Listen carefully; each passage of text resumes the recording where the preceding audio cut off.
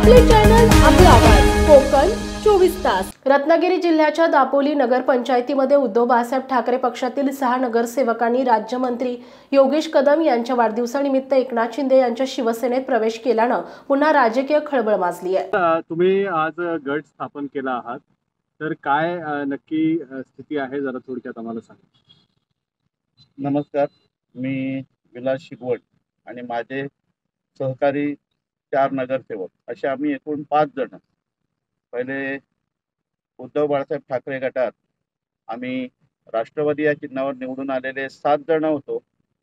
8 जण, त्यातल्या 7 जणांनी आम्ही उद्धव बाळासाहेब ठाकरे गटात ह्या विधानसभेच्या इलेक्शनपूर्वी प्रवेश केला।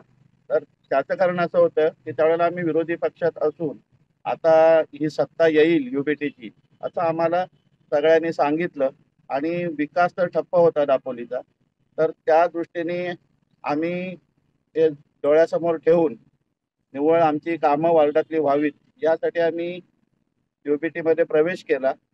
परंतु त्यानंतर जे विधानसभेचे निकाल लागले त्या निकालात पूर्णपणे युबीटीचा पराभव झाला।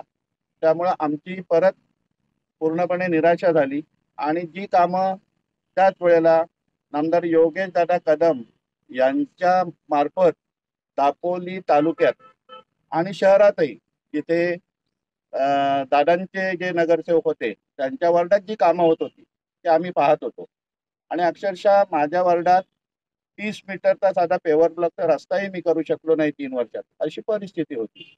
अशा वेळेला जर आणि आता तर दादा मंत्री झाले तर मी बघत होतो की इतके सगळीकडे कामं चालू आहेत, परंतु आमचे वार्ड जे अक्षरशः ओस पडल्यासारखे राहिले होते।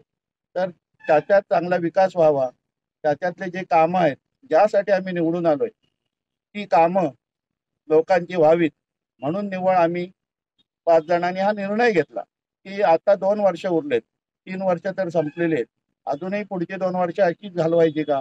तर त्यापेक्षा आपण आपल्या पुढचा विचार करून, आपल्या वार्डांचा विचार करून, आपल्या शहराचा विचार करून, शहराचा जो दादा विकास करतायत त्याच्यात आपलाही सहभाग व्हावा किंवा आपल्या काही डोक्यातल्या कल्पना असतील शहराच्या बाबतीत त्या दादांकडे बोलून त्याचाही निपटारा करायचा आणि बरीचशी कामं जी प्रलंबित आहेत ती पूर्ण करावी म्हणून निव्वळ आम्ही हा विचार केला आणि आज आम्ही गट स्थापन केलेला आहे आणि उद्या दादांचा वाढदिवस आहे, त्या वाढदिवसाला आम्ही त्यांना एक चांगल्या प्रकारचं बक्षीस द्यायचं आणि उद्या आम्ही प्रवेश करायचा असं ठरवलेलं आहे। एकीकडे पालकमंत्री उदय सामंत ऑपरेशन टायगर अंतर्गत अनेक माजी आमदार आणि इतर प्रमुख नेत्यांना शिवसेनेत प्रवेश करून घेत असतानाच आता दापोली विधानसभा मतदारसंघाचे आमदार आणि राज्यमंत्री योगेश कदम यांनी ही सुरुवात केली असल्यानं आता पुढे काय काय होणार याकडे सर्वांचंच लक्ष लागून राहिलंय।